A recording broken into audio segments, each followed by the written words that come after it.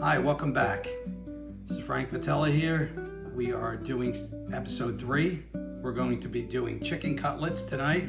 We're going to make them into a dish called, some call it Milanese, some of it call it chicken primavera, but it's basically a chicken cutlet with some nice arugula on top. It's a great dish, very good dish, one of my favorite dishes. Little shout out to my 40-year friend Jack from Jack and Jules, great men's shop over in Hamilton near Trenton. You might want to check them out if you're in the area. So let's get started. I'm going to show you how to pound the chickens. I slice it and pound it, and then I'm going to show you how I season my breadcrumb, because I do my own. Let's get started. Okay, here's 3 cutlets that I have. I slice them long ways. So I already cut them in half. The chicken breasts in the stores are very, very big. If you can get them from a butcher, if you can get them from somewhere like that, the smaller the breast, the better the breast. No doubt about it. These are from the supermarket, and then I slice them. They're Bell & Evans chicken. I kind of like it a little better. It's less fatty, and I trim everything off of it. And after I trim it, now I'm going to start to pound it. The cutlets over here are already what I did earlier. I'm going to take the flat end of this mallet.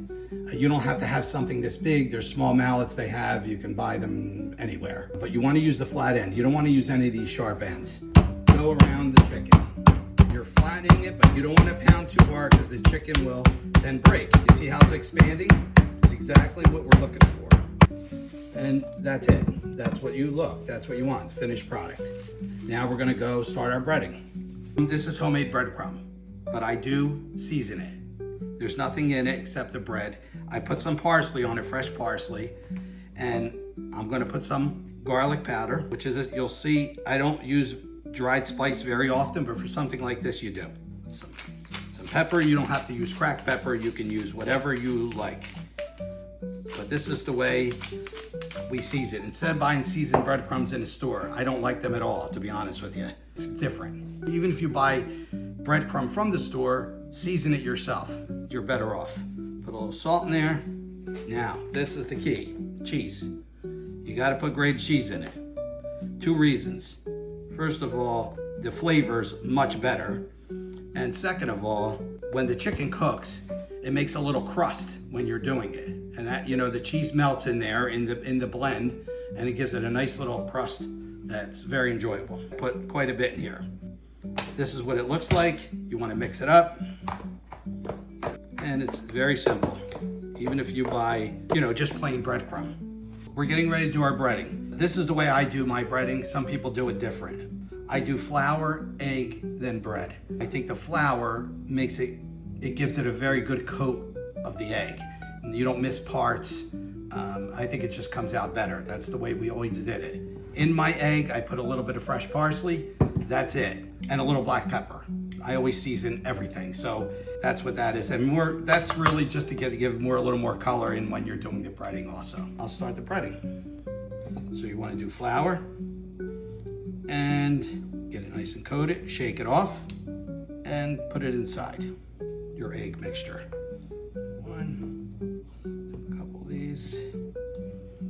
Another one, just put it inside and make sure it's all completely covered. This is just all-purpose flour.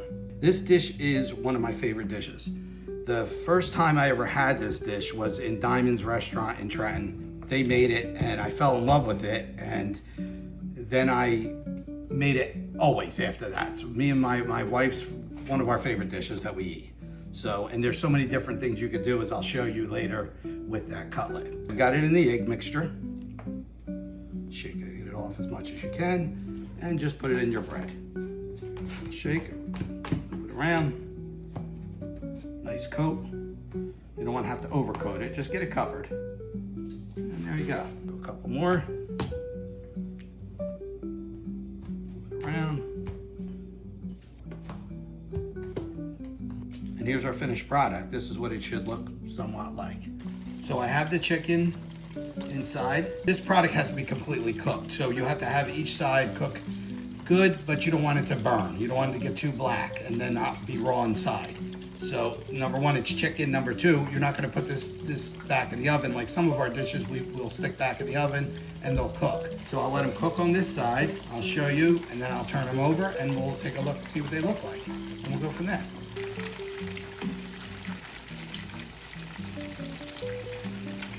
They are turned over. You see how they are. They're a nice golden brown. They're almost done. I'm cooking these about 4 minutes on each side. It's going to vary though. Depends on how thick your chicken is, how much you pound it out, how, you know, it's not a perfect science. So everybody is going to be a little different. You know, there's thermometers that you can get and check the internal temperature just to make sure it's at temp too. We're going to get ready to take our cutlets out, drain them as much as you can. I put paper towels down to get the oil off as much as you can. Beautiful. They look nice. Okay, so I'm going to finish frying the rest of these off, and then we'll put the product together. Okay, now we're going to mix our arugula. This is going to be our main topping here. What I have is nice fresh arugula here, cherry tomatoes. I have sweet onions. Vadalia, when they're in season, definitely use them. You want sweet onion for this because onion's a big part of this dish. I have a little Parmigiano Reggiano, shredded, and I have some figs for our topping. For the dressing, I use extra virgin olive oil for this. Here's what I do. I go around one time. As far as measuring, we'll figure out what that is. I use this vinegar. It's by Bowl and Basket. This is a ShopRite brand, but this is their aged one. It's outstanding product. I highly recommend it. It's a little pricier than the normal balsamic, but it's excellent product. Okay. We're vinegar people here, so we're not shy with the vinegar. Kosher salt, some black pepper, and we're actually going to mix all of these in because I want everything to flavor in here. I'm going to put the onion, and we're going to give it a nice toss. You can see how beautiful it is. Use any tomato that you think is nice and ripe. It doesn't have to be cherry tomatoes. I don't always use cherry tomatoes. This happened to pop in my eye, so that's what I used. All right, now we're gonna get our chicken and we'll show you the finished product. So what we're gonna do is we're gonna take this, I'm gonna put a little cheese on it. And you don't have to, it's optional. I like to put a little cheese on it. And then we're gonna take some of our arugula and drape it across like this. And then we're gonna take out the tomato and the onion and we're gonna lay it on top like this. Nice sweet onion. It's very good. And this is actually very, very, very good. Again, it's one of my favorite dishes to eat, especially in the summertime. And I'll put a couple figs around. You can eat the figs with it. I'm just gonna put a little bit around here. Make it look beautiful.